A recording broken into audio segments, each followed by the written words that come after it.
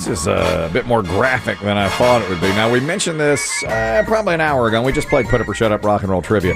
Rachel put a poll up on Facebook that said, would you rather keep Put Up or Shut Up Rock and Roll Trivia playing against Digital Demm? These are old games that he answered the questions to many years ago, the way we've been playing for a while. Or would you rather move on to a new game where there is no Chris Demm, but you have to answer a series of questions, let's say 4 in a row, or we're toying with 7 in a row correctly in order to get the prize.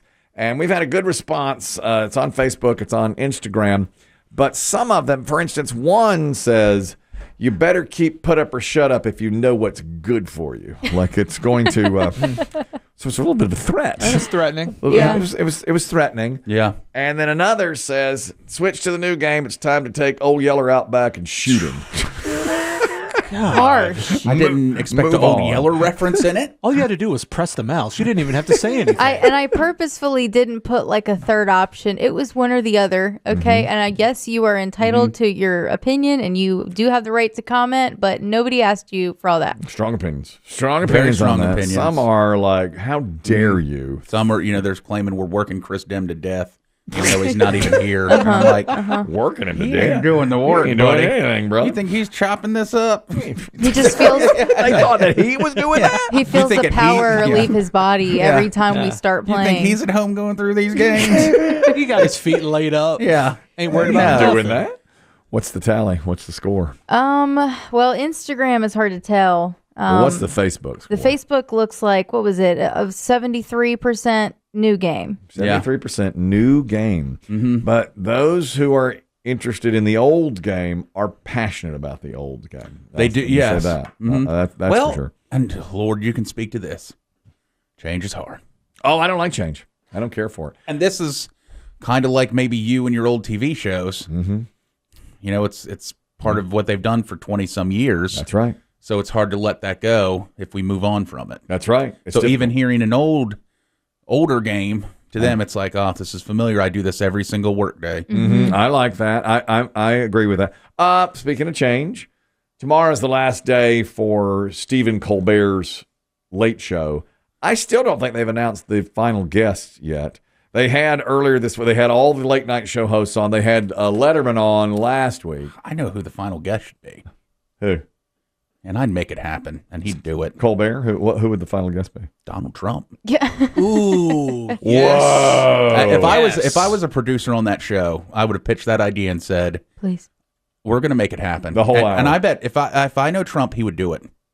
Yeah, because he thinks he could beat Colbert. Yeah, I think he would take it as a you need me. That's exactly what they should do. Well, and the 100% ratings is would what be they should do. incredible. And when the ratings were incredible, then Donald Trump would be like, take look at credit. those Yeah. ratings. Well, and Donald Trump would tell you, and rightfully, he's right. Colbert was sinking until he turned To political. Trump. Yes, he did. That's And went against Trump, and that's what's kept him going. Now, of course, now people say CBS is being run by people who get Conservatives. bullied by the Trump administration into canceling shows and changing. I don't the believe evening that. news. I think it's a completely financial decision. I really do. I think those late night shows, I mean, Colbert makes a ton of money. They don't have any viewers. It's, they get clicks online. That's what it's all about. Nobody stays up late anymore. It's not Johnny Carson's era.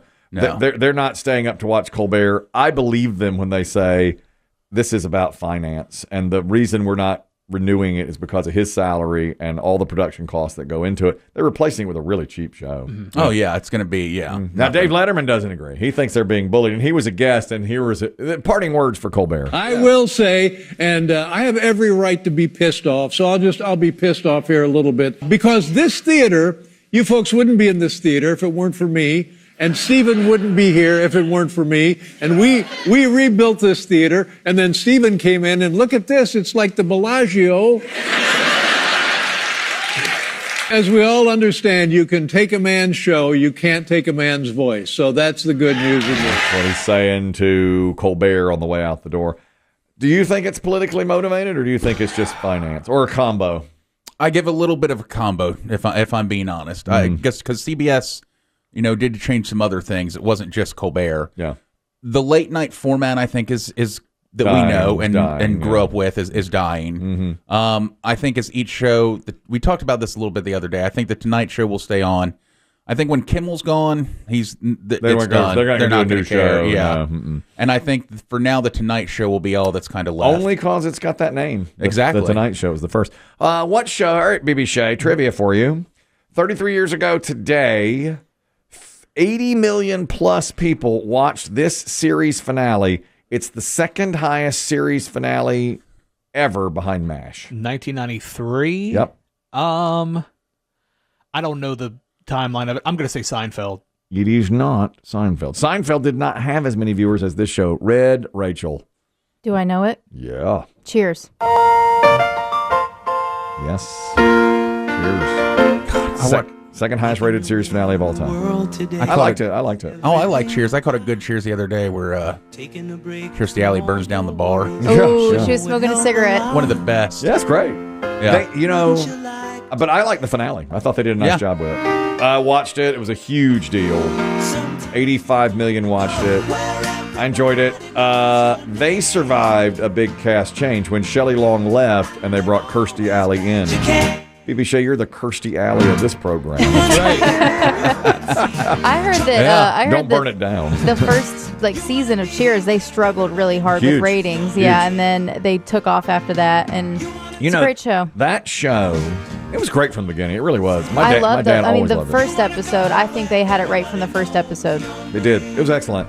That show, when it came on, I read this. I believe it was like 82 shows were on television that week, and it was 82nd of 82 out of all, and the whole season. No ratings. Nobody cared anything about it. And today they'd probably be canceled. Unfortunately, they stuck with it another season. They got an extra season, and then it took off. And I'll tell you, in fact, they survived 2 big cast changes. And Woody was an upgrade over Coach. Coach died. Yeah. And I loved Coach. And I thought, they'll never be able to replace him. And then Woody was great. He was amazing. Hilarious. And I can't great. believe they did it without a hitch like that, because he just suddenly died. And then they bring in this character, and they had to bring it up on the show that he died. Yeah. But they did it flawlessly. It's impressive. And in the final episode, which was 33 years ago today, Sam Malone, played by Ted Danson, the very last thing he does is straighten a picture. And it was one of Coach's favorites. So it was like an homage to him. Yeah. I will tell you, when I was watching it the other day, I thought to myself, this doesn't feel old.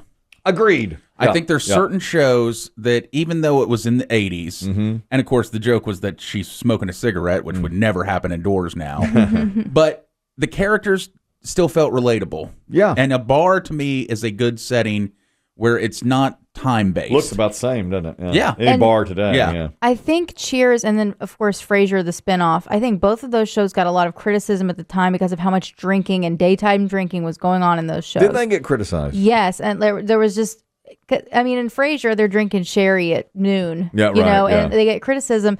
And I think people liked it because there are lots of people that do that. I mean, people that go to the bar on their lunch break and have a drink. Well, a lot of day drinking and Cheers. That's true. I mean, Yeah. Norm was in there all the time. He was always Norm was great. Great characters on that show. And I'll tell you something. You just said that Trump should be on Colbert's last show, and I agree with you. I would do it. The big rumor in '93 was that Bill Clinton was going to be on it. He was the president. And that Bill Clinton was going to be on the final episode of Cheers. And at the end, this was a great ending. It gives me chills to think about it. At the end, all the regulars had gone home, and the bar was closing, and it was just Ted Danson in the bar. And somebody knocks on the door, and there's like a shadow, and everybody thought, that's Bill Clinton. Bill Clinton's going to be on the final scene. And Ted Danson went around to open the door, but it wasn't one of the regulars. So he said, sorry, we're closed. And that was it. That was a nice thing. It was just like a real, okay, that's really well done. I like that a lot. Okay, BB Shea, some trivia for you. You totally botched the first one. Sorry. Never seen an episode of Cheers. Oh, you're missing out. Get out of here. Never watched an episode. You are so lame. How could you not see an episode of Cheers? All right, Kettle. Chill. Okay, all right. It's Called you not Kettle. seeing an episode of Cheers. 153 years ago today, in 1873, the first patent for blue jeans with copper rivets was given out to whom? What year? 1873. Given to, I don't know, John Wayne.